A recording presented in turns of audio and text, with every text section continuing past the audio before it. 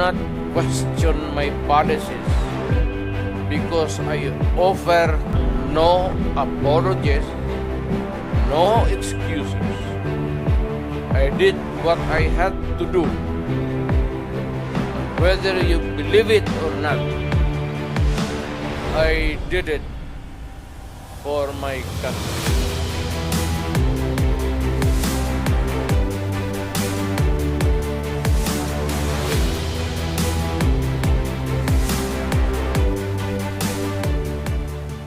Before anything else, Senator, I'd like to thank the committee for inviting me para once and for all malaman natin ang totoo.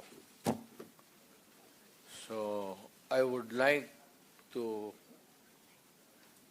request sa inyo na huwag ninyo akong ituring president or kaibigan.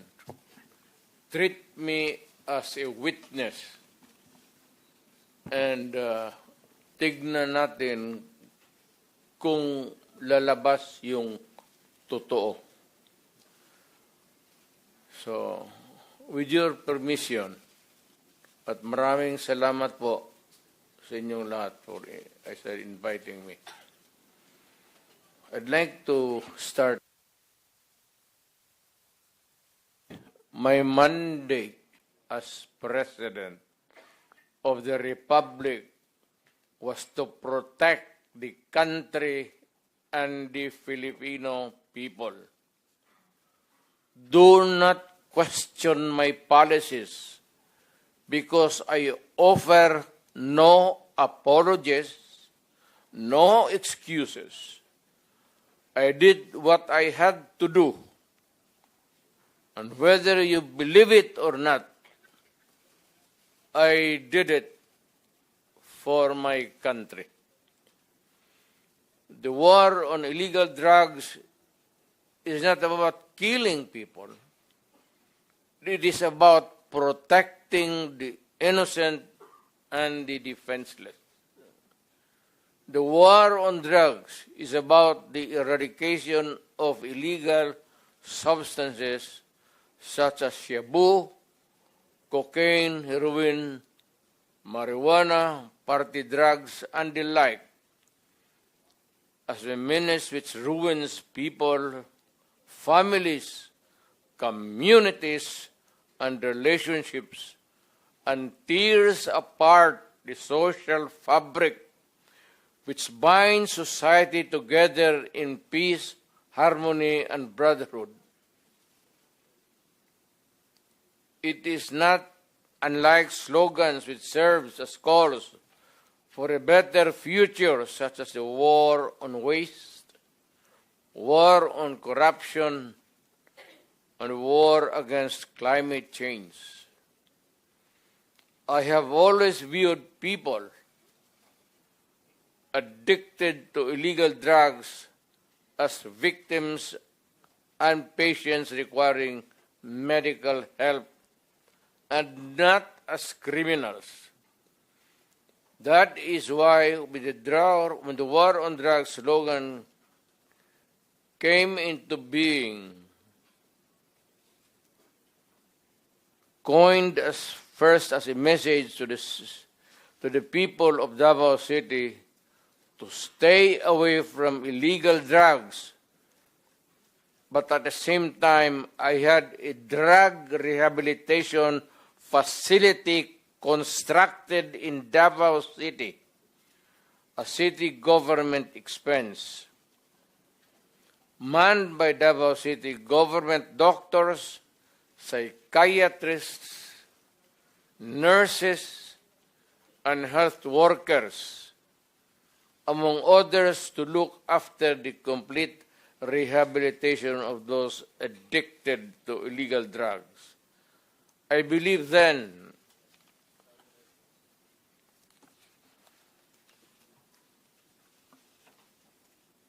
and I still believe now that rehabilitation and not fear of death or incarceration to be the key to the return of the addicted individuals back to the mainstream of a just and forgiving society. But no mistake about it, I hate drugs. I loathe the purveyors, the merchants, and the pushers of this demonizing element. I have not failed to emphasize this from the very day of the campaign when I ran for the presidency in 2016. This was my covenant with the Filipinos who believed in me. And to this day, must still agree with what in government have achieved. It is unfortunate that drug-related crimes are on the rise again. Every day you can read about children being raped, people getting killed and robbed. And just recently, a drug den was raided within the Malacañang complex. This clearly manifests that the purveyors of this menace are back in business.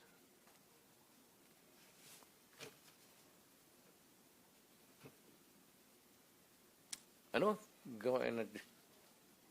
The Filipinos are anxious and distressed.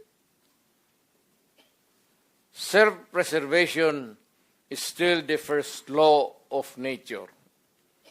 It is instinct. It is recognized in our laws as self-defense. That is why I have always told the police authorities and operatives to be mindful of this basic law of nature.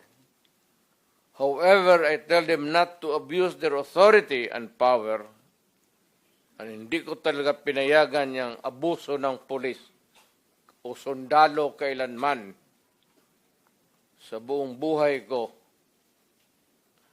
and as mayor for so many years and as president, in the guise of protecting themselves. But when your very life is placed at risk, and it can be snuffed out in a matter of seconds, then and only then must you act accordingly. Repel the aggression only in self-defense. Alam mo, matagal ako nagturo sa aming bayan sa Police Academy. When I was a prosecutor, to augment my income noon bago akong kasal, nagturo ako sa pulis. Ang sinabi ko talaga sa kanila, when you are arresting a criminal, you are not supposed to request him to surrender. Rather, you have to overcome the resistance. However, pag ayaw, it's the duty of the police is to overcome the resistance kung ayaw mag-surrender. At kung may baril, at kung tingin mo, sabi ko sa mga polis doon sa academy, mamamatay ka, barilin mo. Barilin mo sa ulo. Patayin mo at least one less criminal in the community. Yun ang utos ko when I was a fiscal and I was a professor doon sa Police Academy. Yun ang turo ko sa kanila. No quarters given, no quarters asked. Criminal ito.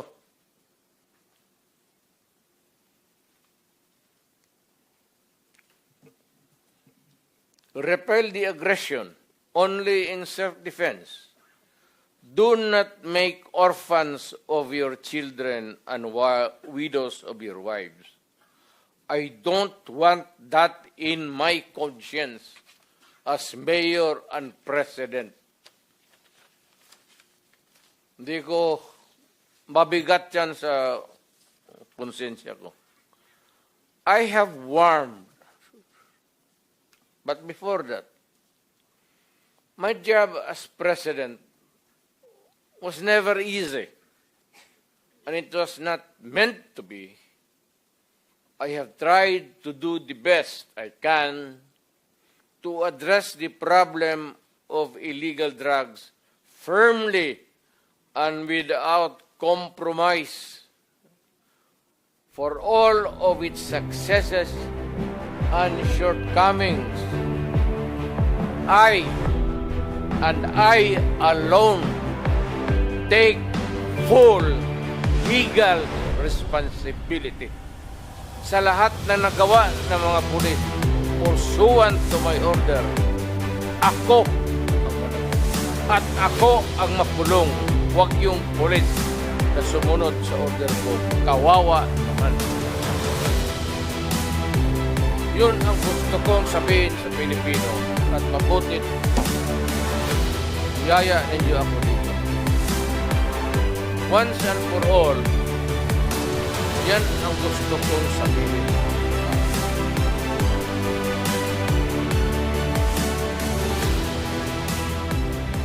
I have warned all of you as your president. Then, and as a private citizen now, drugs will destroy the Filipino. It will destroy my country,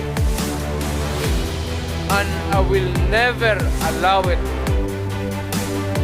Maski ako empleyado sa gobyerno o private citizen, I will do what is necessary to protect my country and community at yung mga anak natin. This is a matter of principle.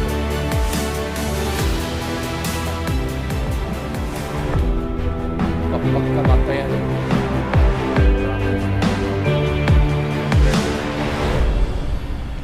Thank you, Mr. President.